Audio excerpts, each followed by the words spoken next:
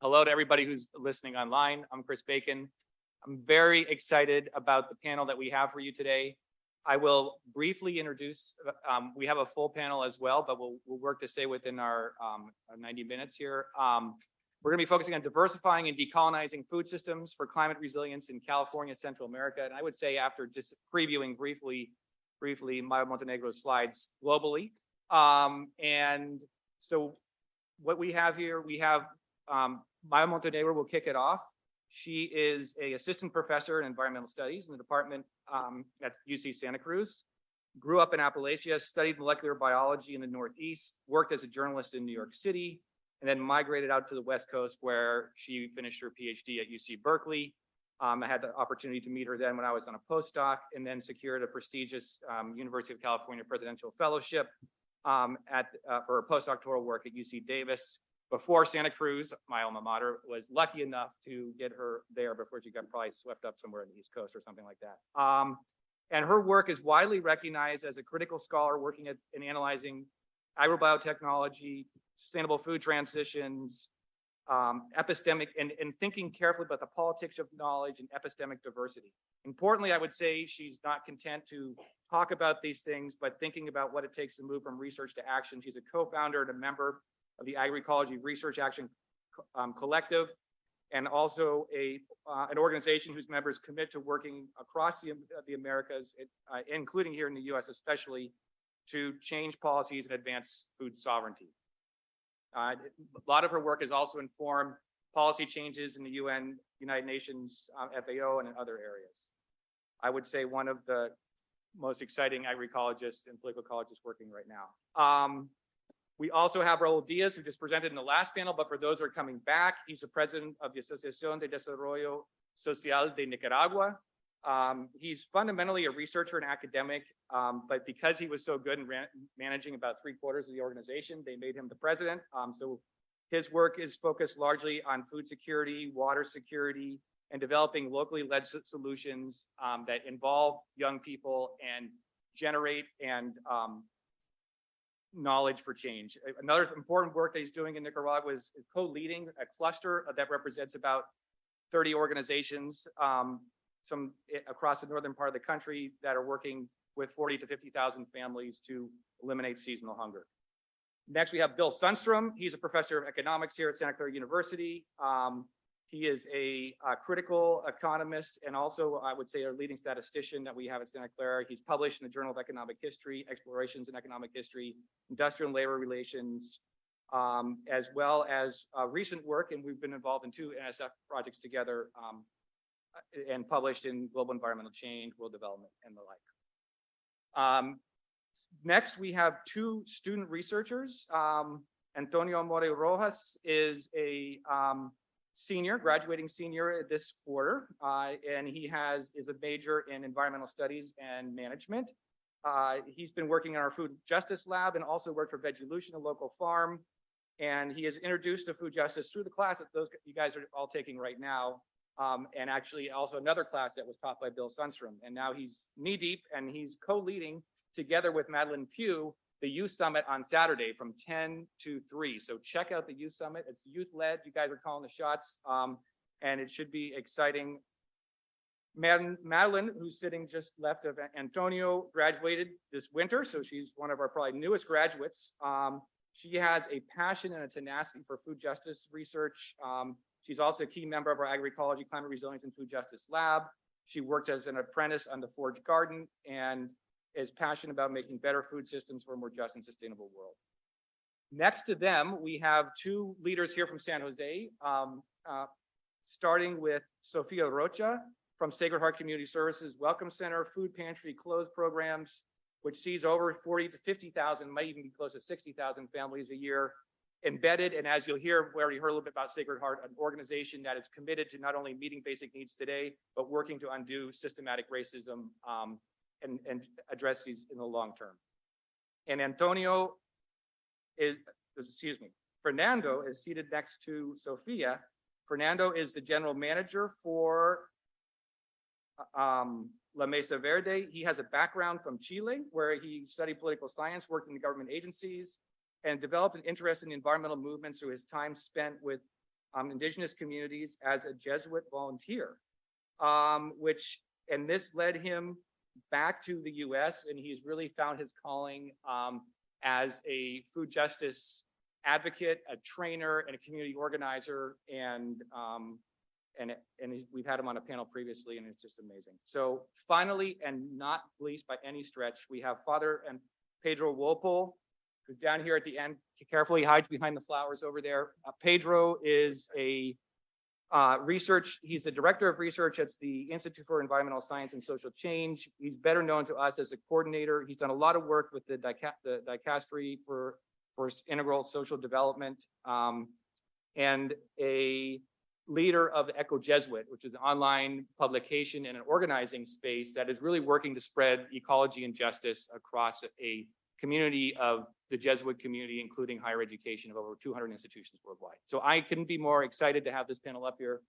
And please join me in welcoming again Maywa Montenegro for our keynote address.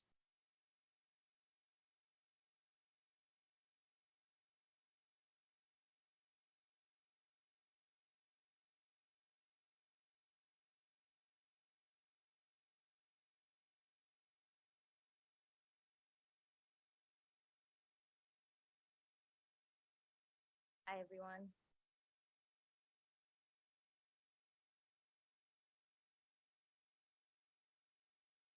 So my name is Maywa Montenegro. Really excited to be with you all here today. And I'm going to dive in a little bit here to tell you about what this concept of abolitionist agroecology means to me. And I hope it'll spark some ideas for you. Sure.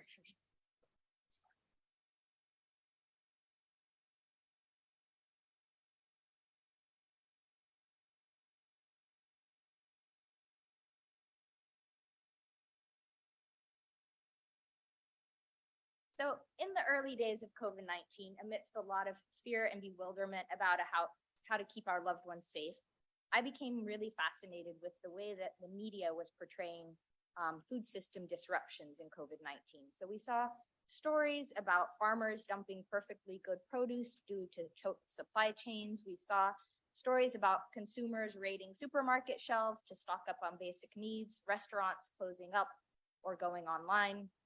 Some media did note the disproportionate burden of infection and disease borne by communities of color and the poor. What was largely missing from these headlines, however, I noted was at least threefold. So first was any curiosity about the ecological origins of the pandemic, including the role of industrial agriculture. Second was recognition that Black, Brown, Indigenous, and the poor were often at risk precisely because of their food system labor. And third is that these racialized features were not merely outcomes, but actually racism has a role in enabling exploitation, ecological degradation, and therefore pandemics to occur in the first place. In other words, racial capitalism. So this term is usually associated with Cedric Robinson, author of Black Marxism, who argues alongside others developing this work that capitalism is never not racial. He showed that racialization as a process of differentiation it enabled land enclosures, it enabled peasant dispossession, and thus the emergence of capitalism in Western Europe in the 16th century. So this starting point enabled Robinson to see how capitalism does not somehow break clean from racism that exists in feudal society in the medieval times. Instead, it survives the transition from feudalism to capitalism to produce this modern world system that is predicated on slavery, imperialism, violence, genocide. So racial capitalism, I want to suggest, gives us a window into seeing how these pervasive race-class inequalities in the food system were hardly initiated by COVID-19, but COVID-19 really helped expose them in a quite brutal way. And it did so in a couple of specific regards. One, as I mentioned before, is in terms of pandemic origins. So as industrial agriculture continues to encroach into the last forested places on Earth, we know that dangerous pathogens are being released in its path. Research by Rob Wallace and colleagues has shown that as primary natural habitat constricts at record rates the interface of human wildlife populations is actually expanding at that intersection. And with it, the rate and likelihood of pathogen spillover from wildlife to people. So in other words, the deeper that agribusiness-driven growth cuts into the countryside, the more likely that zoonotic diseases can spread. And COVID-19 is hardly the only one. We've seen the emergence or reemergence of several pathogen strains in the 21st century. Avian and swine influenzas, Ebola, Zika, and many others have all been tied to changes in industrial production or land use associated with intensive agriculture, as well as logging and mining.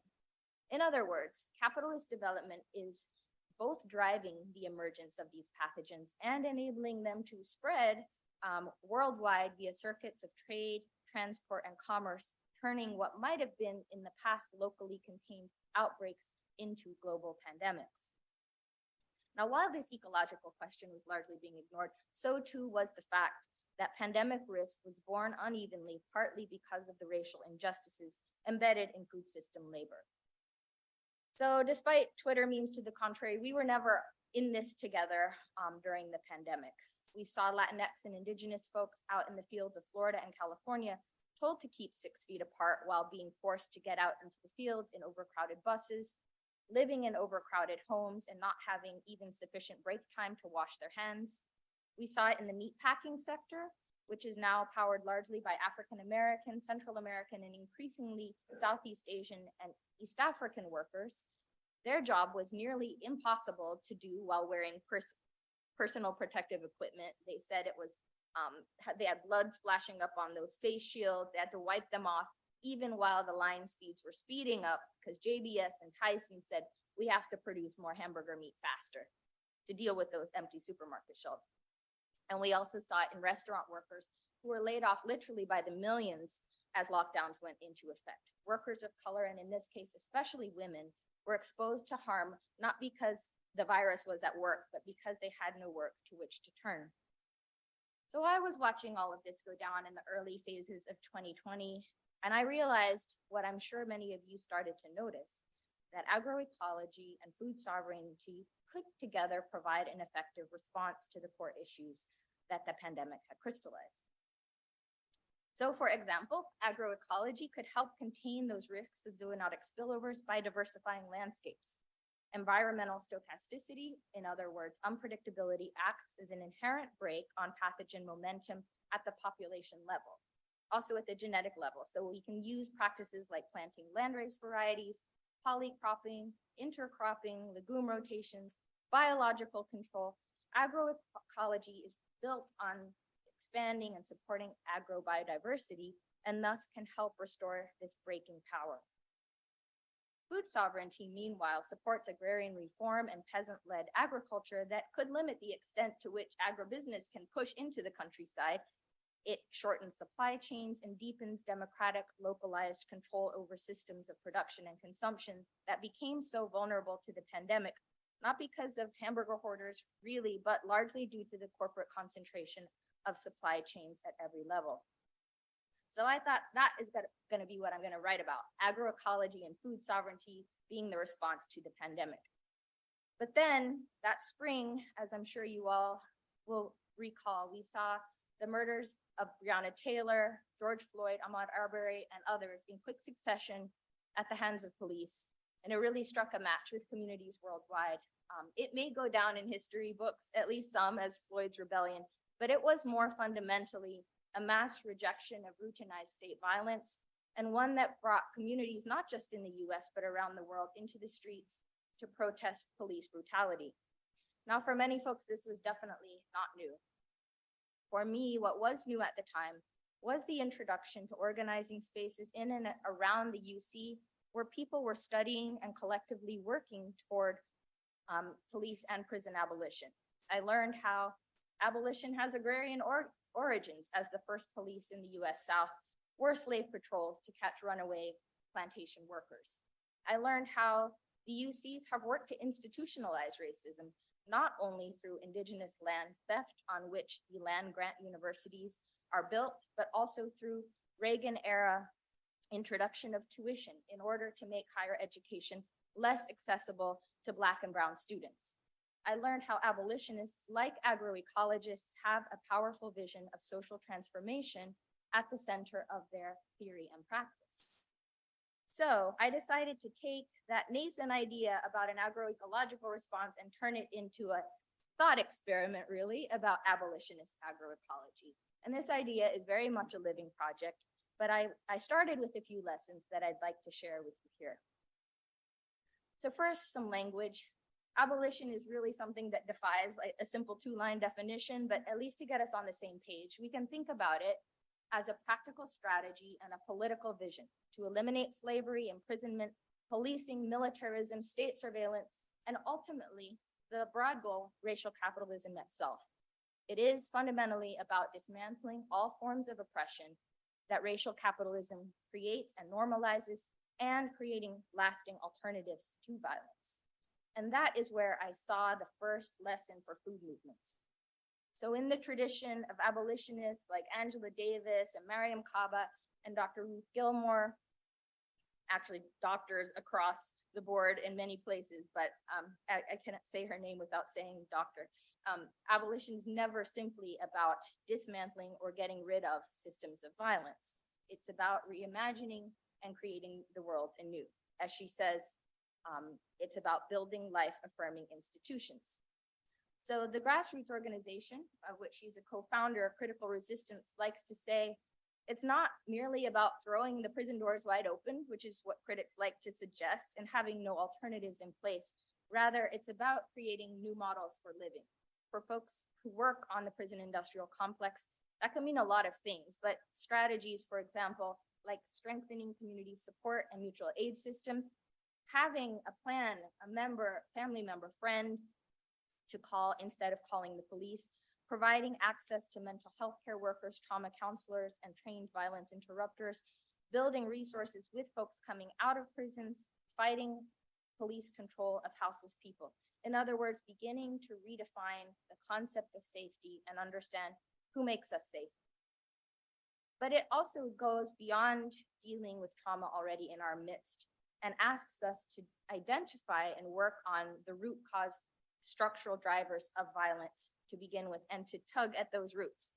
So it demands that we begin to talk about things like access to safe and affordable housing to everyone, which is definitely not the case in California.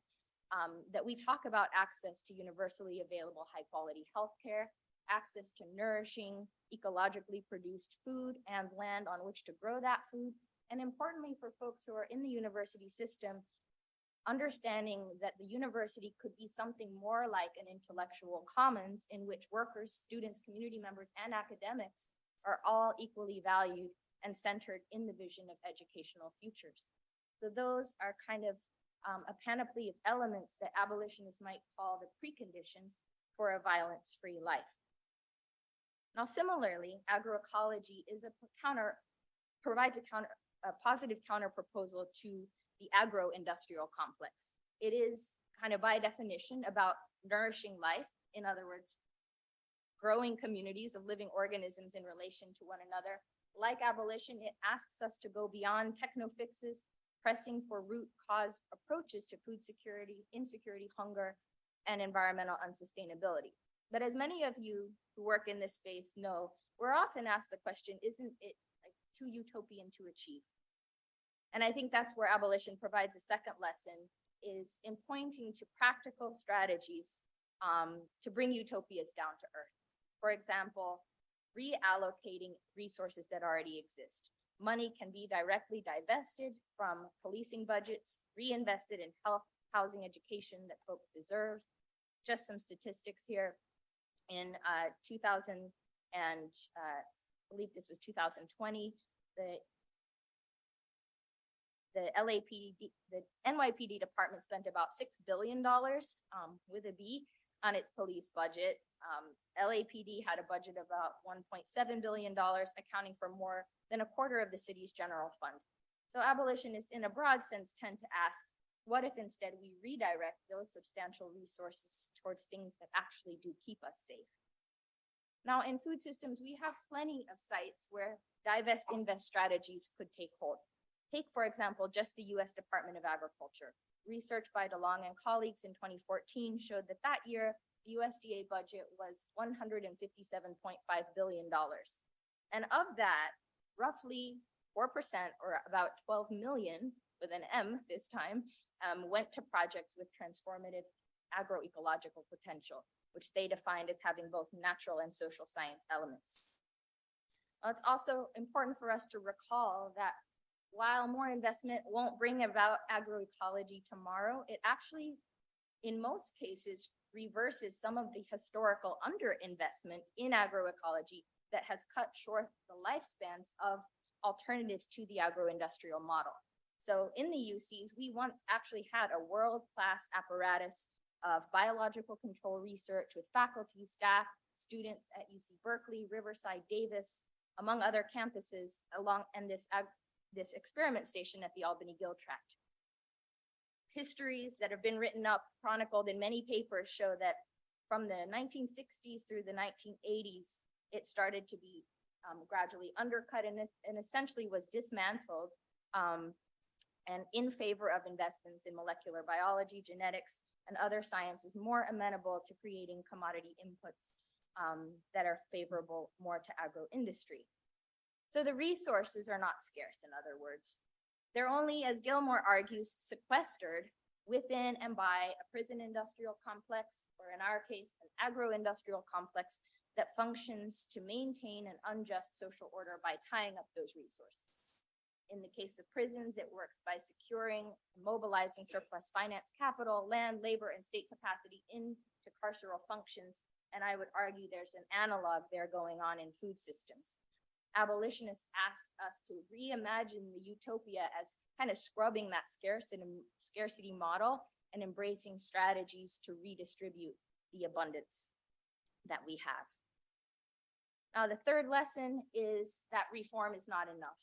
Following those summer uprisings, reformist solutions quickly surfaced. So we started to see universities across the US assembling campus policing task forces that were populated by faculty of color. We saw police departments pledging to revisit their policies on chokeholds. We saw on social media this campaign called 8 Can't Wait, garnering celebrity endorsements for a laughable strategy that included things like require warning before shooting. Now, abolitionists criticize such moves not because they somehow lack ideological purity, but because they empirically don't even work. Reams of peer review research shows that rates of police interaction with people tends to actually increase physical and mental distress. We know that rates of sexual violence don't go down with increased policing. And we know that many police officers themselves acknowledge not being adequately equipped to deal with mental health crises for which they're often called. Now, agroecologists, we have many of our own struggles with reformism.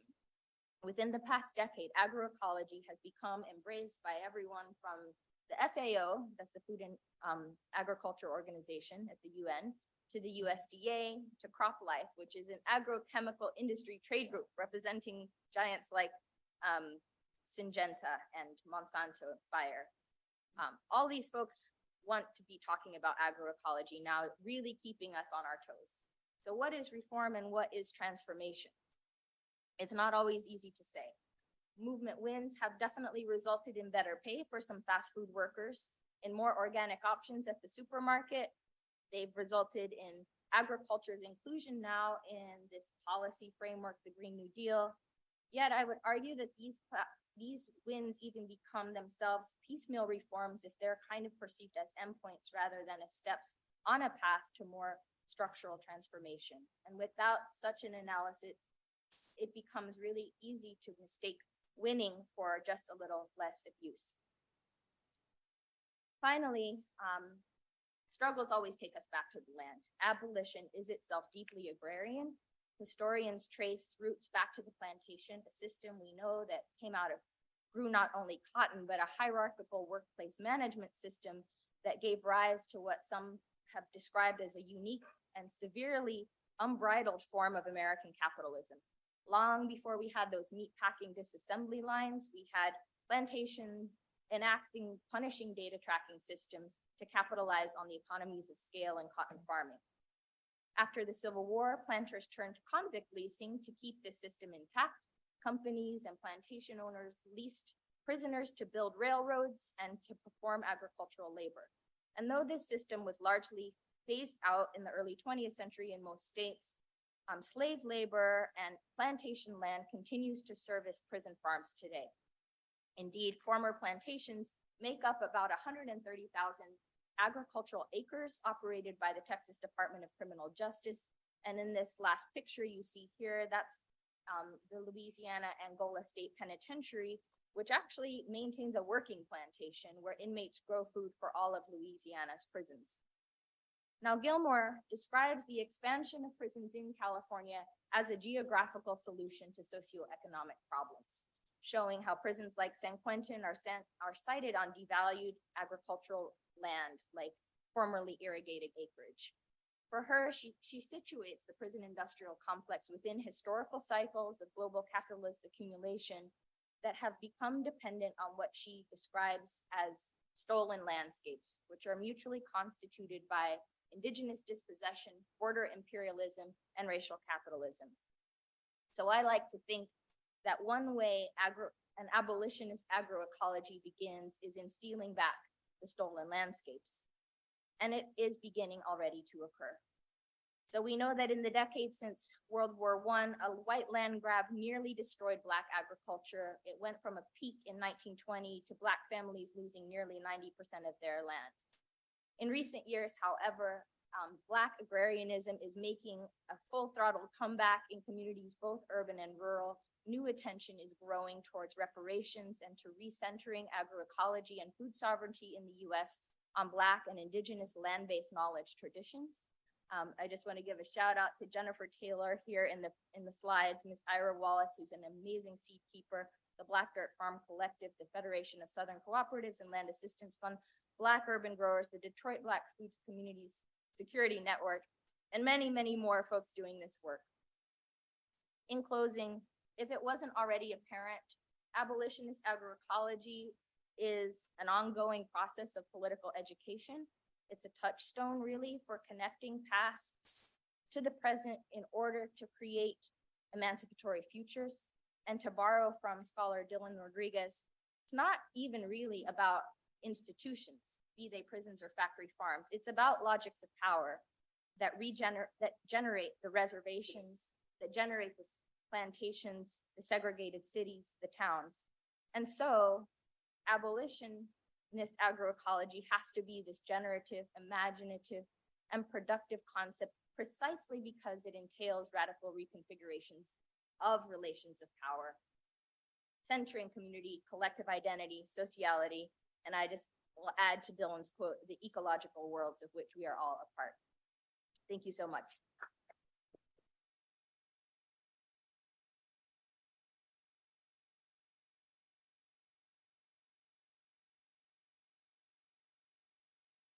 Thank you so much, Maywa. I think we could stay and have a full conversation just on that.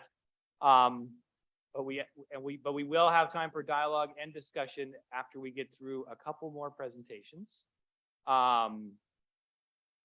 Here's our integrated one. So we will hear, let me see if I can.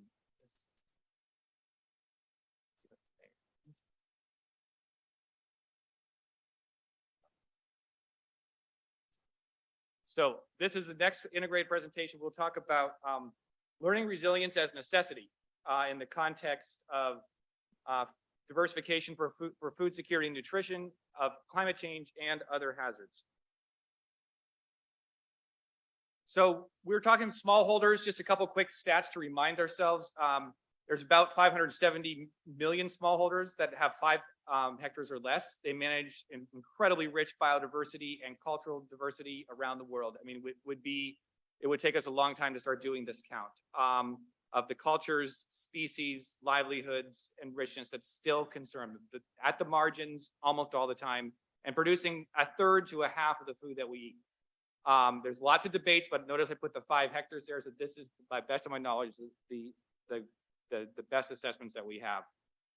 And yet, despite these incredible services and benefits they provide, they're navigating hunger, poverty, and exclusion in almost all cases.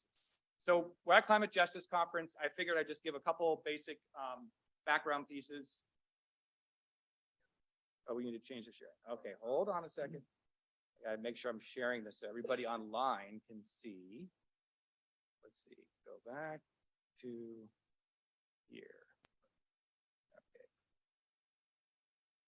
Okay. And so first we've got distributional injustices, right? Who benefits and who suffers the burdens? We're not going to go through all the nitty-gritty stats, but if you look at the cumulative data on carbon emissions, the fossil fuels is the big one. There's all kinds of really interesting studies documenting the leading fossil fuel companies but if we go by country, which may or may not be the best way, but we give us some sense, right, in terms of who the major contributors. These are billions of tons of CO2 emissions from 1850 to 2021. And then on the other side, if we take some of the most recent data from the IPCC, we can see the observed impacts of climate change, the relative vulnerability to climate hazards affecting people in society. The darker the color, the red and the oranges, you can see Central America here, Sub-Saharan Africa. And so this kind of gives you a real clear notion that the countries that have produced the least emissions are the most vulnerable to many of the consequences. Not the countries, it's the people in these countries and inequalities in these countries that cross-cut. And then there's more, unfortunately, as we know, there's multiple dimensions of justice. So we have procedural injustice in terms of the recognition of communities, indigenous voices, indigenous communities, community organizations like farmer co-ops in these negotiations. And we have the recognitional challenges there, and all of this leading to even the UN saying too little, too late, too slow. And all of this has consequences in a tangible way. So in 2020, and in Central America, we were here as the pandemic was been just about 6 months in, and we had 2 late season hurricanes, the biggest ever late season hurricanes to slam into Central America ever. Class 4 and Class 5 hurricanes, Eta and Iota. And just casually, a few weeks before this, an article published in Nature had anticipated higher intensity, later season hurricanes hitting Central America because of warmer atmospheric temperatures and waters due to climate change. This is just trying to, a graphic from IPCC reminding us of the sort of broader challenge that we're situated in, trying to move from incremental change, right, and the continuation of conflict, hazards, famine, floods and heat waves towards an alternative, right? These, I think, towards a more safe climate, dignified livelihoods, empowerment, gender equity, diversity. And like Maywa, I think agroecology has a lot to offer in terms of transforming food systems. And some people like to break it down into as a science, as a movement, and a set of social practices, and certainly a perspective, right? A participatory, engaged approach. I'm particularly interested. You can think of these 10 elements, and I won't go through them in nitty gritty. You can see some of the relationships up here. Is what could happen if we started to increase diversity and increase knowledge sharing in these areas. So I just want to share a little bit of some of our current research in Central America. So diversification is going to be key for making these strategies happen. And yet there's pretty big gaps in our knowledge of how diversification works for social variables such as food security, nutrition, gender relations, and some of the synergies and trade-offs that come to play here. And we need to do a better job of analyzing which diversification strategies work for whom and under what circumstances. This is where we might be able to play a bit of a role through doing ongoing participatory research processes, mixing up our methods, from interviews and surveys to on-farm monitoring. And we're continuing this work in this part of Central America. The dry corridor, as Raul had mentioned earlier, home to over 10 million people, a critical connection to the US in these regions. And of course, when we do these research partnerships, the question is often, who are your partners? So in our case, our partners, we have an international, in this case, working in Central America, Santa Clara University, partnering with a local national university, partnering with a local development and knowledge generation nonprofit that Raul directs, and then organized farmers like Brode Co-op and the Campesino movement that have organized tens of thousands of farmers across our country. All this builds in over 2 decades of relationships that have oscillated between research, projects that leverage direct investment, originally from the coffee industry, thinking about the impacts of fair trade and organic coffee, to more recently thinking about how diversification and the necessity of learning resilience in these landscapes. And a big focal area for a lot of this work has been in how do we address these periods of seasonal hunger, June, July, and August, when many people report skipping meals, watering down their soups, same kind of food insecurity gaps that we see here in many cases. We know, so this is like, what does the plate look like in a food lean month versus, a not lean month, a better month. We know it's correlated with the agricultural calendar and the rainy seasons. And after a number of surveys, including a project we did recently in 2017, we're able to correlate increased farm diversity with increased dietary diversity. And through some of the statistical analysis, working with my colleague Bill Sundstrom here, and all these collaborations have really been part and made possible through collaboration with the co-ops and ASDENIC. We're able to see that larger farms, those with better income, have shorter periods of seasonal hunger.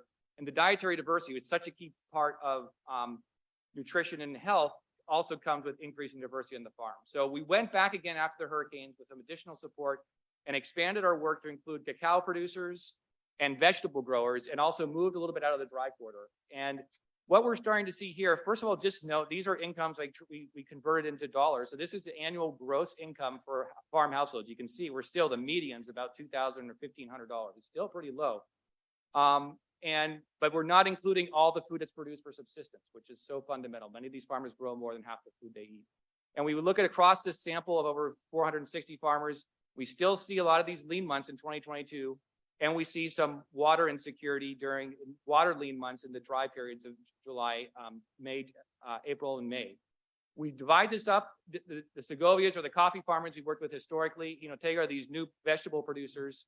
It's pretty similar in these two areas, but Las Lalas, we have the cacao growers, organic cacao producers linked in these alternative markets. You'll notice they have fewer lean months and very, very few lean water months. Now that the lean water months is more related to precipitation patterns, as far as we can tell so far as we're unpacking this, but farmers really are thinking that cacao, which is a crop that's native to Central America, could be one of they're considering, in their own words, some of their most exciting diversification strategies. So just to wrap up and thinking a little bit about co-creation of knowledge, I would say, the challenge, the promise is transformation. This kind of work involving, for example, with colleagues, to review and spend a lot of time improving our methods and our surveys with Bill Sundstrom here and Raul. We spent weeks, months, years sometimes improving indicators and case studies. So that's part of the promise for better research, better quality, and the need for institutional partnerships. And of course, transformation beyond, it's interdisciplinary, but transformations beyond that, right? And it calls for us to change our institutions, as Maywa laid out, but also to change the way we think about ourselves and how we reflect within ourselves. I think some of our best moments, the moving from knowledge to action, has really been these international agroecology short courses, like the one we organized in Nicaragua in 2014, that brought people from 14 countries together for 10 days to really dig into this. Interestingly enough, called agroecology for social transformation. And I just want to go back into thinking about if we wanted echo what we heard earlier, decolonizing our own thinking processes and moving towards these transformations, we need to think about listening deeply and matching sort of the personal and collective dimensions of change to move and continue if we want to engage this rich history of abolitionist thought and practice, from some of the earlier work of my grandma, talking about the people like Lucretia Mott, early generation abolitionists, to some of the more recent applications of this work. I'm going to go ahead and pass on to my colleague, Bill Sundstrom. Thank you.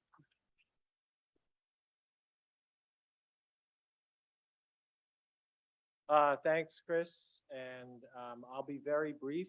I feel a little bit like the student presentation where everyone has their own little disjointed thing. But I think we called on ourselves for this purposes of this to say a little bit about what the work is, where we're headed with some of the current research project, but also some reflections on the whole collaborative and participatory research plan. So I'm going to really mostly dwell on that for my 4 or 5 minutes.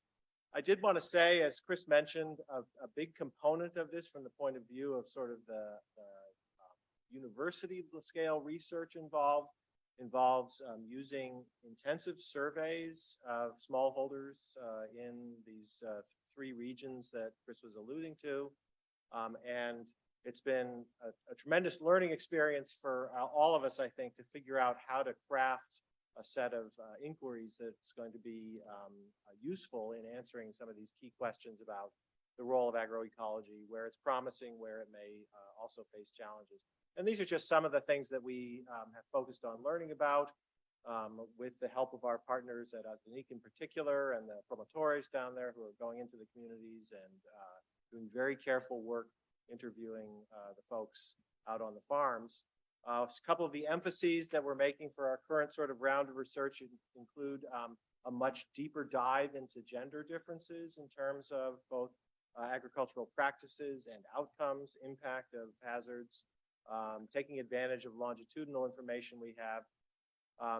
We're redoing and revisiting with larger samples some of the things that we have done in the past exercises, including looking at this nexus between dietary diversity, farm diversity, livelihood diversity.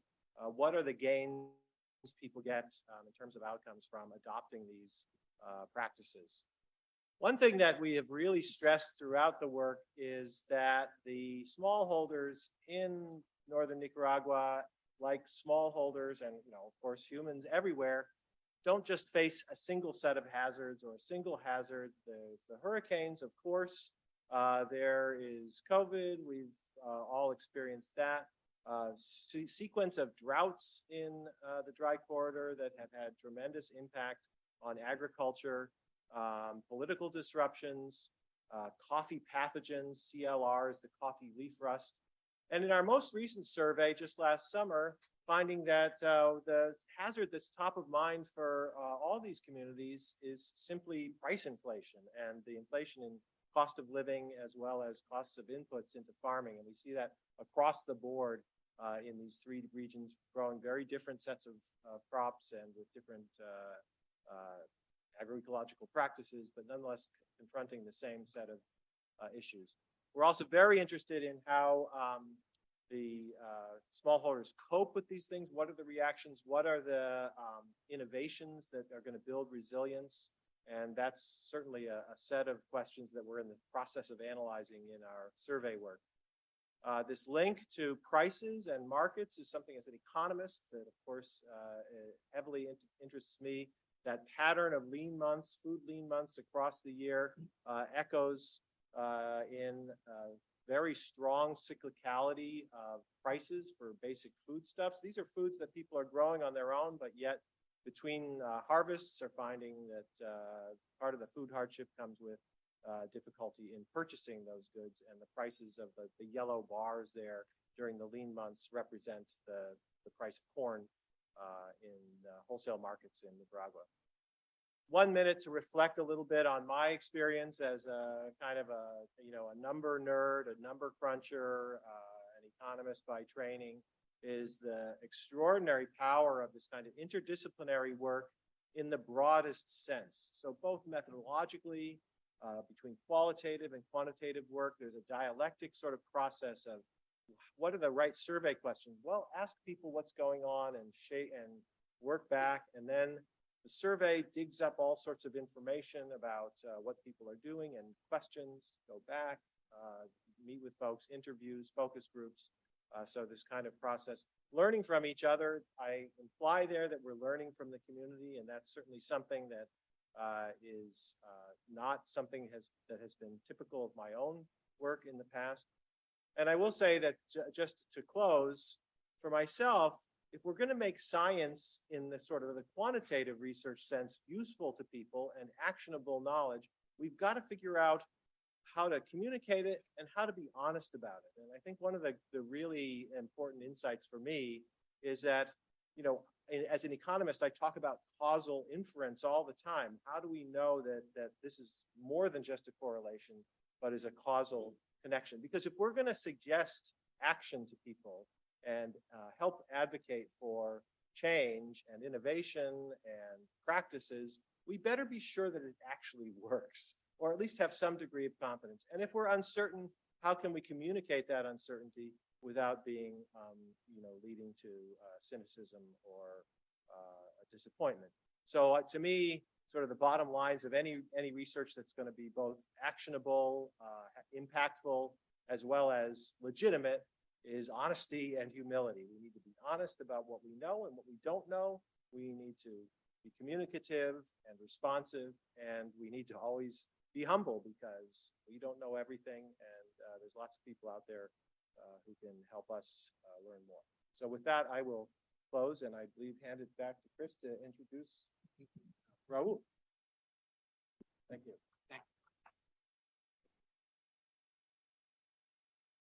Gracias, Chris. Y creo que se escucha mejor que lo digas desde ahí también en inglés, porque yo de aquí voy a mencionar pocas palabras en español. Y es que realmente el trabajo que nosotros hemos hecho en Nicaragua como actor local también no puede ser posible si ese trabajo no lo hacemos con una reflexión profunda sobre el problema, ¿verdad? Para generar conocimiento y enfrentar los desafíos y que la misma gente pueda enfrentar esos desafíos por sí sola también.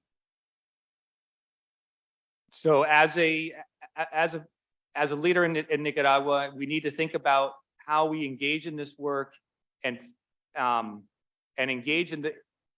¿Puede repetir un poquito, bro? Sí, a lo que me refiero es que nosotros no podemos, como actor local, proponer actividades en las comunidades si no profundizamos en el conocimiento para reflexionando sobre el problema y generar soluciones justas. Yeah, as a local actor, it's embedded in these communities. We cannot engage with these communities and work for change processes until we have a deep assessment of what the challenges are and what our knowledge is and what the existing knowledge from the communities are to guide our action. Yo creo que esta relación de casi 20 años de trabajo con Santa Clara y específicamente con tu equipo de trabajo, pues marca, ¿no? un hilo, ¿no? Sobre investigación, participación, acción. No tiene sentido hacer investigación sin que se convierta en soluciones para la comunidad. And I think this over the 20 years, the thread that has connected us is the ongoing iterations of research, participation, and action. And the research doesn't really have much of a meaning if there's not tied to action. Los resultados de este trabajo entre ASDENIC y Santa Clara también no pueden ser posibles sin la participación directa de la gente. None of this could be possible without direct participation from communities. En este proceso investigativo, pues también se construye liderazgo porque hemos trabajado con jóvenes que son asistentes de investigación, luego son líderes comunitarios y también se convierten en profesionales. And so over the years, we've seen young people maybe doing some surveys and some research in the communities, become community leaders and going on to finish college and become leaders in the broader regions. Hemos construido una ruta que lleva a reunir mucha información, ¿verdad? Que nos sirve para construir planes de acción directamente con las personas y las comunidades. And through these combined efforts, we've created action plans to address things like climate change, diversification, and the like, as you see up there. Creo que a pesar de los logros y de los resultados que hemos tenido hasta ahora, pues también tenemos muchos desafíos. Hay un uso excesivo de productos químicos que están envenenando nuestra agua, nuestro suelo, la vida. There's still so many challenges. There's been some accomplishments. There's widespread agricultural use. Por otro lado, tenemos el dinero por encima de las personas, de la vida, del agua, del suelo también. And the persistence of valuing money far above the life of people, the soil, and the water. Los altos precios también son un problema. High prices that people are facing. La paradoja del productor con hambre. Y sobre todo también, y finalmente, pues hablamos de que nos hace falta la implementación de planes de manejo, sobre todo para áreas protegidas. And the challenge of moving towards implementation and addressing this hungry farmer paradox. Y de alguna manera, pues también tenemos ejemplos que pueden ser vistos de aquí. Por ejemplo, el tema de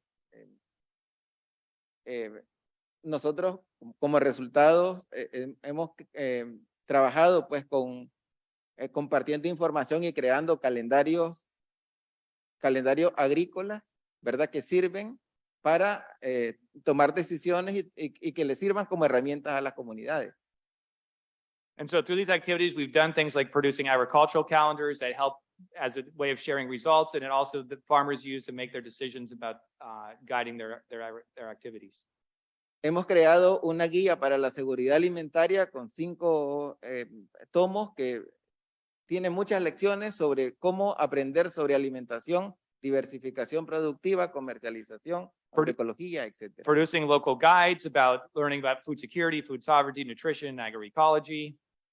Hemos tenido un encuentro internacional de agroecología para reunir a los líderes de agroecología de casi el mundo entero en el 2014 y que nos han dejado muchas lecciones que sirven en este momento. We've been the host for these international agroecology short courses, bring people around the world that leave a lot of knowledge in our communities. Tenemos encuentros permanentes entre productores, líderes, comunitarios, especialistas o científicos que permiten también mantener esa reflexión profunda sobre el cambio climático. And in order to, as we work on addressing climate change and other issues, we have ongoing exchanges between researchers, farmers, co-op leaders, and the like. La agroecología y las innovaciones para nosotros es el camino, definitivamente. Hemos convertido un conocimiento en iniciativas que nos llevan a reemplazar los químicos con productos agroecológicos. And we've started through our engagement with agroecology and to replace the chemical inputs with ecological processes. Jóvenes que llegan a un puño de fertilizante, pero que también lo convierten en un pedido más grande de fertilizante de una tonelada. ¿Puedes el siguiente, por favor? People that may be learning about worm compost and maybe just making a little bag of it, and then a little bit later. Lo convierte en una tonelada y luego lo convierten en mucho material para alimentación del suelo y producir alimentos saludables y nutritivos. Moving tons of worm compost around the country to produce healthy soils and healthy food for all. Y son jóvenes que están decididos a seguir porque están convencidos de que la agroecología es el camino para llevar alimentación sana a las personas. And we're convinced that this agroecology is the road that's going to bring a healthy food to our Esto demuestra que la investigación definitivamente se convierte en acciones. This shows us how research can turn into action. En la diversificación productiva también ya es un resultado muy importante para nosotros, partiendo de la investigación que hemos desarrollado desde hace más de 20 años. And through these research processes, we've also diversified the own farm that where we stay. Thank you very much. Gracias, Chris.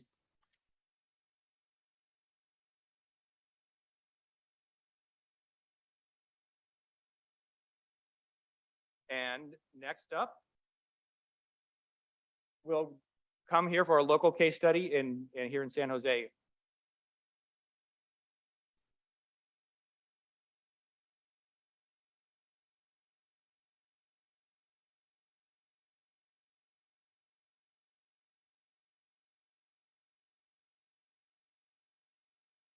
One, two. Okay, está funcionando. I'm just being shared at work. Thank you, everyone. Thank you for the presentations before us. Muchas gracias, Raúl, por tu presentación. Me gusta mucho escuchar español en estas presentaciones. So, muchas gracias. I was saying thank you for speaking Spanish in this presentation. I really miss that language. So, Sofia, would you like to start introducing yourself? So my name is Sofia Rocha. I'm the Essential Services Director over at Sacred Heart Community Services. I'm been at Sacred Heart for 15 years. So I have worked also in La Mesa Verde when La Mesa Verde was starting up in 2008, if I'm not confusing. So right now I oversee our pantry where we give out food for our members. So at Sacred Heart, we don't call it clients, we call them members. So a lot of the things is gonna be, for me and Fernando, we're gonna referring as members. So Sacred Heart is designated social services to have people with their basic needs. So our mission of Sacred Heart is to be a community free from poverty by creating hope, opportunity, and action. We provide essential services, work together to improve our lives, organize for justice, and inspire our community to love, serve, and share. So our core values is that we believe that all people have the right to adequate food, clothing, housing, education, healthcare, and personal safety. We believe that all people deserve the opportunity achieve economic self-sufficiency and healthy relationships. And we also believe that with faith, creativity, and effort, resources are available to fulfill our mission. So these are some of the annual accomplishments that we did back in 2021. So Sacred Heart has different programs. So in our Safe, Secure, and Love Families program, we help 253 parents. In our food pantry, we serve about 2,500 community members. And then our energy program is we serve 8,052 households. And for our full daycare, we help 32 students. And then we also have an employment savings and public benefits program. And we were able to support 436 households. We also have a rental assistance, and we were able to support and help 984 households. So this is a little bit about the pantry program. So when families come to our pantry program, we change our model of how we're gonna give out food to our members. So it's been about a year that we changed our model. So a lot of the students here in Santa Clara University help us build or survey a lot of our volunteers to see how they will wanna see the pantry. A lot of the volunteers wanted to do more of a people coming into like a farmer style, so people members are able to choose their food. And that's helping us to reduce a lot of food waste. Before we change it to this model, a lot of our families were just getting pre-made boxes. So a lot of the food waste, we will find a lot of the food in our parking lot or around our neighborhood. So we were throwing a lot of those foods that were kept on those areas. So by changing this model, we are now decreasing our food waste, and usually people, because they have the choice of pick up their items, we're not seeing items in our parking lot or around our neighborhood. And here we do have obviously cooking food that families are able to cook at home, and we also offer non-cooking options for families that are currently homeless or they don't have a place to cook their food. And about in the pantry, we serve about 600 to 750 families per day. Thank you for the invitation. My name is Fernando Fernandez. I am the program manager of La Mesa Verde, or the Green Table. We are a small program also in Sacred Heart Community Service, and we are an urban gardening program and a food justice program. So we recruit 50 families every year. We try to build 100 garden beds every year. That means 2 garden beds per family. And we provide soil, seedlings for the spring and fall season, classes about organic gardening techniques, and food justice workshop every single month. And also, if you are a new family in La Mesa Verde, you will receive a mentor that will support you during your first year. Right, this is some numbers about our program. I just want to highlight that we have 225 families right now in our program, growing food in their backyards or in community areas. And if you can see, the majority of them are women. And I want to highlight this because I saw the panels in the morning, I saw the panels today, and the majority, and I saw for years working with community members, I have seen the leadership of women holding in their back the whole community. So when we talk about justice, we need to talk about women. Okay, and we as a man, we need to know that, and we need to be aware about that, and we need to give more, we need to provide a space for them. So that is my first message that I want to share about La Mesa Verde. I don't know why La Mesa Verde is not a feminist movement. I hope in the future we can become a feminist movement of urban gardeners, because 81% of them are women. So please, some pictures about La Mesa Verde members gardening, different groups and ethnicities came to this program to share their knowledge. So in La Mesa Verde, we don't try to teach to our members about what is the best way to produce tomatoes or how you can increase the production of your chiles. What we try to do in La Mesa Verde is create a space where we can share knowledge and build power together. So when we do workshop, what we try to do is just some slides, with general knowledge, and then open the discussion. Because we also love this agroecology approach. And one of the most important aspects of the agroecology approach for La Mesa Verde is that we know that our members have a lot of knowledge and experience. So we are not the adults in the room. Everyone have the chance to share their knowledge and bring their experience to the table. And from that dynamic, we can start building power. So because we validate everyone, we don't question it.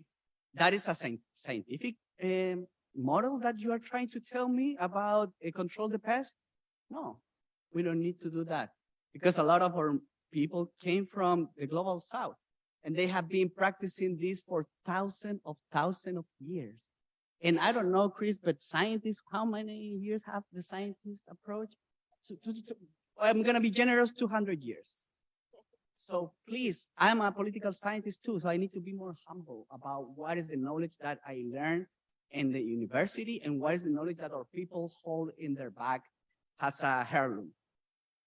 So that is what we try to do in La Mesa Verde. We try to do organic gardening. We love gardening. We are really good in gardening. And in the same time that we develop leaders in our community. Because after 14 years doing this, now La Mesa Verde have 14 years in San Jose, we noticed that the issues about the food production and the food access is not bad luck. No, it's not that the Latinx community and the Black or Asian community, they have bad luck, and that's the reason because we don't have access for food. There is a system who is created and maintained, no? And in order to change that system, we need to start playing the game. And the game for La Mesa Verde is politics. And in order to get to that game, we need to know the rules. And we need to know who are that person that we need to convince or put pressure. Because in the end of the day, politicians need votes. So we have votes. We have the majority of our people.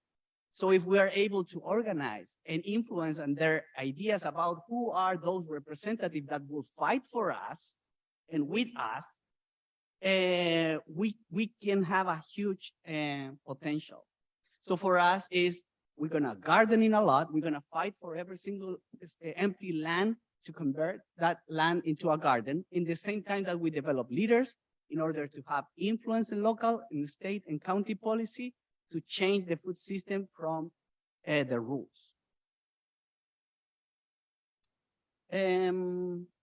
So La Mesa Verde, how I say, we are a small program in Sacred Heart, but the Pantry Essential Services is a huge program. They receive 600 and 700 people every day. So we were wondering why we don't try to do something together. We live under the same roof. No, we share the same wallet. No, it's the same budget. Why we don't try to do something together? So with the background of Sofia, who started La Mesa Verde 14 years ago, she knows what we do in the agency and with our community. So that is how with Cruz and Santa Clara, with the support of a lot of students and their brilliant brains and commitment, we figured out that maybe we should start thinking on how we can implement some food justice approach in the pantry. And to do that, we need reforms, not just transformation. We need to start for small changes, because to change systems, institutions, or values is a long-term commitment, because we are talking about changing the culture of the place. And you can change rules, and that can happen one day, and another day is another rules. But to change culture takes time, take a lot of time. So we decide to start small. We noticed that the pantry have food waste, no? And with the students of Santa Clara, we start taking data about the food waste in the pantry. And we noticed that at least 5% of the food that we receive in the pantry is getting into the waste. And we noticed that we do not have in Sacred Heart any smart way to manage that food. So we thinking about, well, why we don't create a pilot project through a grant, through a CALIPA, to grab that food waste, and with the idea of transform that food waste and fertilizers for urban gardeners. So that was a crazy idea that we put in a paper with all the support from Santa Clara students, and we became with this project, this pilot project. I'm just sharing in the screen some data, about our members in La Mesa Verde and also volunteers of the pantry, because that's also part of the challenge that we have. So we decided, okay, let's try to have this pilot project to to manage the food waste and involve community members in this project. So that is how we start having this conversation of, okay, let's analyze what the volunteers in the pantry believes about environmental justice and food waste, and what La Mesa Verde members believe. So we noticed that there is a huge difference about how they understand the problem. And at least in my understanding, that is related with our history, with our race, with our economic condition, with our income. So we have such a different way to understand this problem for these two groups that work under the same roof. So we decide to start creating some workshops, and we will implement those workshops about food, how we can improve the food waste management in the pantry, but also how we can start talking about food justice. Because in the pantry, this concept of food justice do not exist.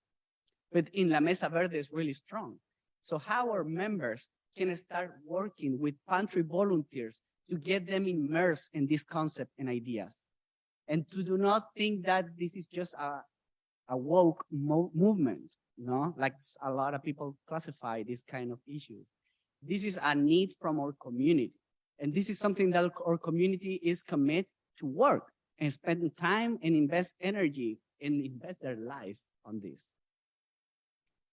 So this is kind of the steps that we design about this project, and it's really simple. We just want to start having some workshop with our members to talk about this issue, with the idea of creating a system that we can manage that food waste, and we will use worms, vamos a usar lombrices. Because worms, they don't take breaks. No, las lombrices no toman vacaciones. No, the worms work every day. They don't need holidays, so it's perfect. So we will use worm composting to create this fertilizer and to manage the food waste. In order to distribute that with La Mesa Verde members, with the people who came for food every single day, we can provide fertilizers for them if they want. Also, we would love to see how we can provide seeds or gardening opportunities for those families too, so they can get into the gardening. But here we put some short terms and long terms goals, and this is really ambitious because we need to think and we need to dream on big. And I know I'm over time, so I'm gonna finish and wrap up here. I just want to invite you to look in the long terms goals that we want to have, because they're huge. And because we are not just thinking about how we can distribute more food. Because even if we put a pantry in every single neighborhood, we are not going to address the environmental issues or the social issues that we are talking the whole day today. To bring food equity and food justice in our society, we need to start addressing this issue from the root. That means that we need to start recognizing and supporting indigenous communities initiatives. That is the beginning. And then moving forward in every single stage of the food system to bring equity, not equality, equity, and bring justice. And just two more points about this is we need the academic world supporting this initiative. We need you, we need students, we need professors, we need college, but we need them as a partner who will be supporting our ideas. We don't need the academic world telling me how to do my work with my community. And I never seen that from Santa Clara, no? What I have seen is students asking me how I can support your ideas, your work, your dreams. And that is what we need. And the second is every time that when we think about innovation and policy, well, let's put our community in the center of that discussion, not as a recipient of that policy, as a protagonist of the change that we want to achieve. And when we get to that point, we will see sustainable policies that make sense for us. And also you will see members of the community defending those policies. And if we have another crazy person who take the government, no, for election, people will fight for these policies because these policies came from them, from their needs, from their dreams, and they made and draft these policies. So for me, at least in my experience, I come from Chile, the only way to make this sustainable and make it deeper and make it connected with the root of our history is with people. Without people, there's no progress. So thank you so much, and I'm sorry if I take so much time.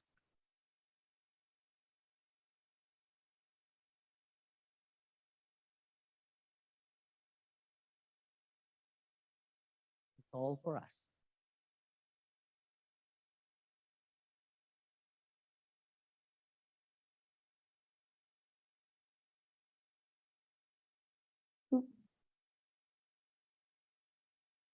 Hi, everyone. Okay. Hello, everyone. My name is Antonio, And I'm Madeline. and I'm here today. We're here today to talk to you guys about a little bit of research that we did last quarter. This research was done in collaboration with CFIE and most importantly, the Bronco Food Pantry. And I also want to take a second to echo Fernando's sentiment. Pues es un placer, Raúl, escucharte hablar en español. But anyway, yeah, it's called Unpacking the Complexities of Student Food Security at SU. And yeah, let me just go into our research questions. So with this research project, what we wanted to find out most importantly was what is the current extent of food insecurity among students at SU. It's also important to note that we also work for Dr. Chris Bacon at the Agroecology, Climate Justice, and Food Resilience Lab at SU. Okay, yeah, at SU, and they've been doing this food justice and doing the food justice survey at SU for a long time. So we wanted to help them continue that work. We also had another goal of finding out what demographic characteristics impact food levels and food sovereignty at SU, and as also how does resource availability for food security at private universities in California differ from public universities, since there is so little information available about food insecurity among college students at private universities. So we took a community-based participatory action research process. So that looked like working with the Bronco Pantry very closely.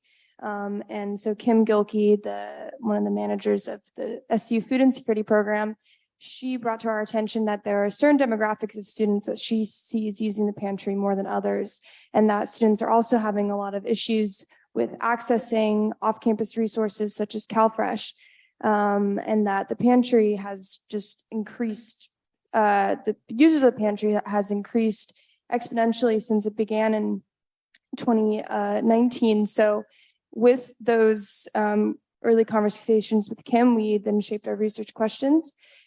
We used the fall 2022 survey from Dr. Bacon's lab, as well as conducted 9 student interviews and 3 key stakeholder interviews, and then went on with the data analysis and was able to provide recommendations to Santa Clara and help improve the food security program. And so this is just a quick rundown of our survey results. We had a great turnout, and it was largely representative of SU's population as well as grad students. So just to show you guys a kind of a baseline of all of our results, on the left we have campus-wide respondents of our survey. So if you look on the bottom, you can see that 15% of students were very low food security, and 19% of students had low food security. That accounts for over 1/3 of the campus population having significant levels of food insecurity. And on the right, we actually have it focused down a little bit to international students. As you can see, these numbers are disproportionately higher, with more than half of international students experiencing significant levels of food insecurity. With this figure, we kind of expand the data a little bit. by breaking it down more by ethnic group and different kinds of groups on campus. As you can see, international students are still the most affected, followed by MENA, people who prefer not to answer, and Hispanic or Latinx students. These figures are really important because they impact, they're related to a lot of the resources that we have on campus, as well as the situation that a lot of these kinds of students are in. So Yeah, I also would like to say one of our co-researchers, Erica, who did a ton of work on these graphs and this data analysis, is in the crowd with us. Raise your hand for recognition. Woo! yes, clap, she's the GOAT. Yeah, and also from Antonio's slide, those numbers of students who are food insecure at Santa Clara, that number has risen 6% from the 2020 survey. So that's due in part to the survey having a lot more responses, but food insecurity is increasing at Santa Clara University, and the international student population is who were first, or who is really using a lot of the pantry. So looking further into that difference. So food sovereignty, which is different from food security. It's food security, but also having access to food that is culturally relevant and ethically sound, and food that is your choice, not just food that you have access to. And so we looked into how lack of food sovereignty can exacerbate vulnerability to food insecurity. So you can see here that there's a correlation between a student's food security level and whether or not they felt that they had access to culturally relevant foods at Santa Clara. And here again is the correlation between the different racial and ethnic groups with having access to culturally relevant foods. So you can see here that the same racial and ethnic groups that were more likely to be food insecure are less likely to have access to culturally relevant foods at Santa Clara. And along with the food sovereignty note, eating vegetarian or plant-based diets is also a large part, both involved with culturally relevant foods, and then also the feeling of having access to ethically sound food. So here again is the correlation between students who value eating vegetarian and plant-based are also more likely to be food insecure. So here are some exemplary quotes from our student interviews that we conducted. I'll just pause so you guys can read through these.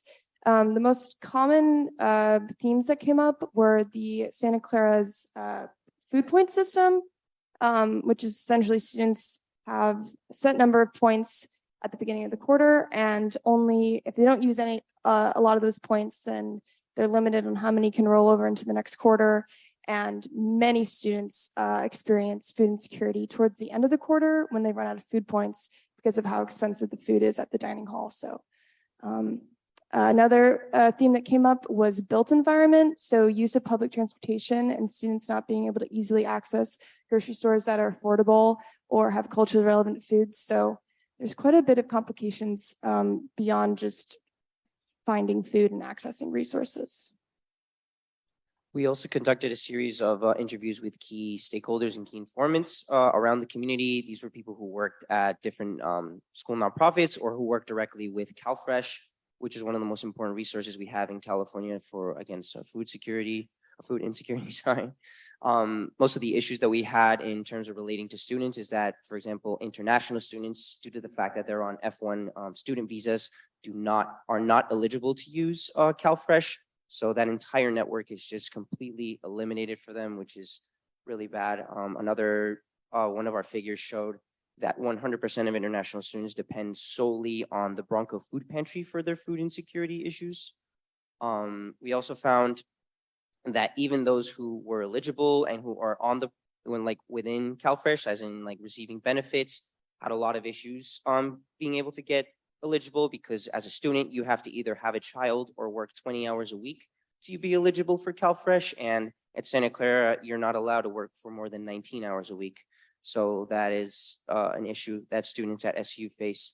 In addition to that, CalFresh was expanded during the COVID-19 pandemic, and those expansions were actually eliminated. I think it was last month. So a lot of the students who or depending on that resource do not have access to it anymore, unfortunately. In order to kind of help the Santa Clara community improve, we also did a case study of the UC system and what resources they have available for their students to fight food insecurity. We found that they have basic needs centers across all of their campuses that all of their students are eligible to use, not just the one at their campus. Not only that, but they have a very strong network of food pantries. For example, UC Santa Cruz has 9 in total on their campus, and a lot of them are located in critical spaces on campus. So in the Ethnic Student Center, the Women's Student Center, and these are all resources that unfortunately Santa Clara does not have. We only have one small food pantry on campus that most of the students are not aware of. So here are many recommendations that we provided to the school, but I'll just summarize them quickly. We first just wanted to address the lack of knowledge about food insecurity at private universities, because there seems to be a stigma that exists that if a student goes to a private university, then they can't be experiencing any sort of basic needs insecurity, which is clearly not true. And, looking at the UC system is a great framework that Santa Clara University could use. So we suggested that SU go after or use that as a framework, and the Bronco Pantry is currently run completely on donations. So we recommend that SU provides consistent and ample funding as well as extended pantry space to accommodate for the growing number of students who use the pantry. We also recommend that SU partners with CalFresh to offer more options for students to qualify for their programs. Like for example, at public universities, if a student doesn't meet the qualifications that CalFresh sets to access CalFresh, they can take a certain class. There's this myriad of classes in the UC schools that you can take that make you eligible. So perhaps bringing that to a private university and allowing for students to have some sort of loophole, because there are just so many barriers that, kind of silly barriers too. And we also recommend that SU take more proactive action towards addressing food insecurity. So that would include including it in the freshman orientation program, as well as strengthening the partnership with the international student services so that international students are well aware of the food-related resources on campus and how to access them and who to talk to before they begin to experience food insecurity. And lastly, we recommend that Santa Clara implement a points redistribution system. So students who have run out of points at the end of the quarter can access points from students who have plenty of them left. And many schools around the country who use Bon Appetit have implemented a system like this. So we know that it's possible. We also wanted to address some limitations with the research. This was done over 1 quarter, so time was very important. We could have done more interviews with both students and key stakeholders if we had more time. And yeah, that's mainly the biggest one. Yeah, and so we just wanted to reflect a bit on what it's like to be a student researcher advocating for change. It's a lot of community organizing, so going to campus, saying what student groups are active, how can we find similarities between our goals and how can we work together, sharing our unique perspectives and knowledge from where we come from and the different cultures and values that we have, looking into what excites us. So sometimes as an environmental studies major, it can get kind of depressing when you're studying and researching problems like this, but looking forward to what excites you is really important, and prioritizing and nurturing these connections with your fellow researchers and building connections between groups on campus, whether or not it's intuitive that the group should collaborate. I think that after the pandemic, student orgs lost a lot of momentum. And so on that note, having radical hope that things will get better despite discouraging headlines and policies. And I'll just use this as one last final plug for the Youth Summit on Saturday from 10 to 3 and hoping to get some more radical hope and joy and community collaboration. Thank you.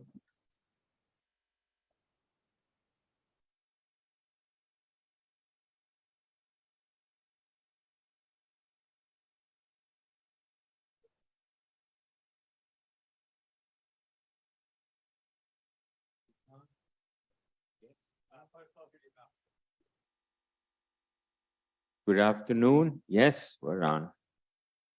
Okay, good afternoon all. Thank you for staying with the session to the end.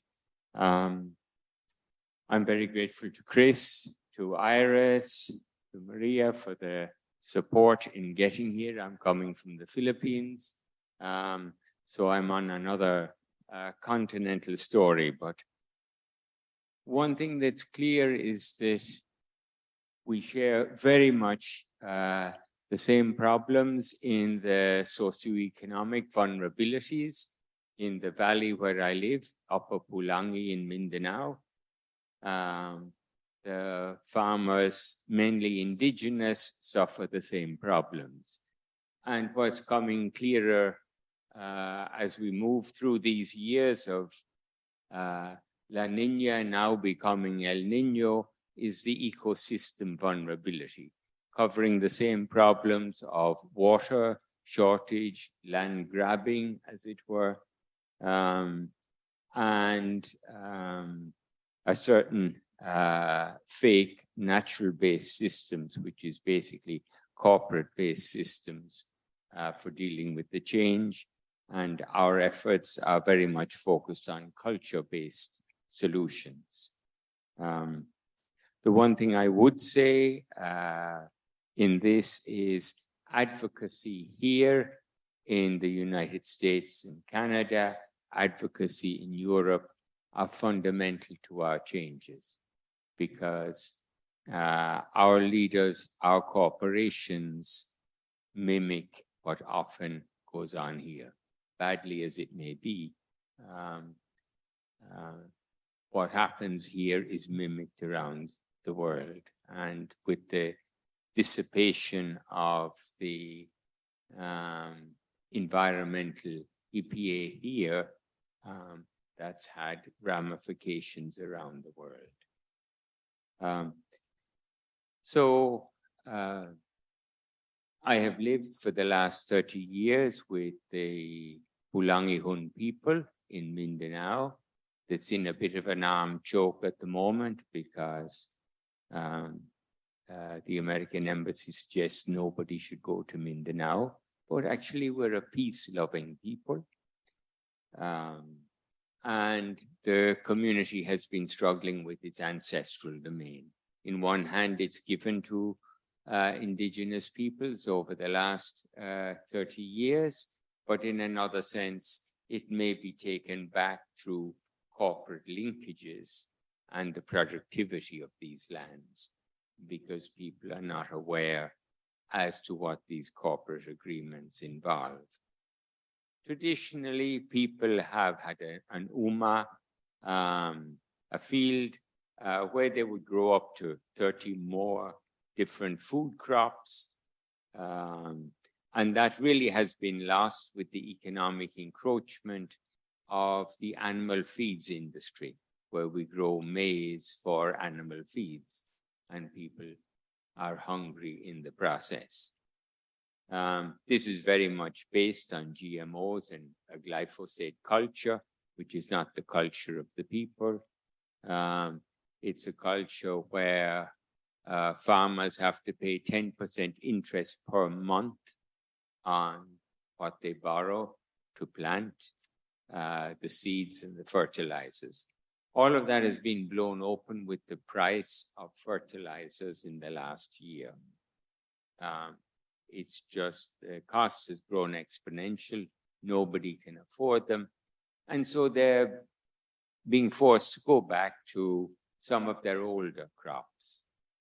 And this is an experiment, like many of you are saying, of trial and error, but finding possibilities. So both organic farming and organic gardens are becoming more important. But at the same time, we're having systems failure in the economy because we're not getting outside of the exploitation where the farmer gets 7% of the economy that it's part of, that it creates. We also have a much poorer social service in ways. We still have land conflict and land grabbing, and we have conservation, which can be viewed as a form of land grabbing as well, because it doesn't give priority to the people. I won't go through the whole method and analysis of what's happened in the, we call maize, corn, in the corn industry, but you will see it in some of the posters there. We're having increased environmental systems failure. For the last year or two, we really don't know what the season is anymore. We don't know when to plant. And it's still raining when we should be harvesting our crop. So our harvest in January was very poor. It rotted on the stem. It's very important to reintegrate into the local food systems again, traditional sweet potato, cassava, these crops. There's been a preference for rice, which is imported very cheaply, and there's all sorts of trade agreements or trader operations. So for me, as much as the political policy, the corporate investigation is and accountability. Because we find in many cases, corporations are in a sense running the country. We find this in India too. 2 years ago, it really didn't get into the media a great deal, but in India, farmers from the Punjab really surrounded Delhi, other countries in 2020-21, and really stopped new corporate ownership, if you like, of agriculture from coming in. And several died in the process, but they held out until the actual policy was removed. So the Indian government learned that it just cannot rule through corporate advantage. And that's something we really need to tackle. If you feel glyphosate is bad here, we will have glyphosate sold to us for the next 20 years. So, because your chemical waste will be sold to us, the same way DDT was. Yeah, we've actually stopped using DDT now. But the long-term cost of this is a very slow turnaround. So we're looking very much at culture-based solutions, of which I have heard all day long. It's wonderful to hear this. It's not so wonderful to hear the difficult struggle that's behind it. But organic foods are crucial to this, particularly for infants. And we're looking at ways of doing the gardens, as you speak of, to use that food for creche, for childcare from 6 months to 4 years. And that will drive the interest and the involvement of the women in the process, which is very important. So daycare is a very important part for us in terms of building the education, because if the child has been neglected for 4 years, you have a nutrition problem and a learning problem. So organic farming, traditional crops like aglai, what do you call that, job steers. These are crops that we have traditionally grown and need to go back to. And then assisted natural regeneration. what has happened in the indigenous, particularly in Mindanao, the mountain indigenous. 50 years ago, we had extensive, intensive logging, which did a great deal of damage and displaced many of the indigenous, so they went further up the mountain. And now we have this agroeconomics that's coming in for large-scale animal feeds. It's displacing people again. And yet these are the only people who can really manage the forest. So a major part of our negotiation is to sustain, not on a 3-year project level, but on a lifetime level, the guardians of the forest, because that's our water. I've heard the same problems here that we have. I won't go into detail of them, but we're the last village to have our own sustained water system in the valley where I am. I walk 17 villages north. Not one of them has a water system that can sustain the village. So hopefully local governments learn to participate with communities, support both their water and their food and their land rights, and we come to our sensibilities. Maybe I end there. Thank you.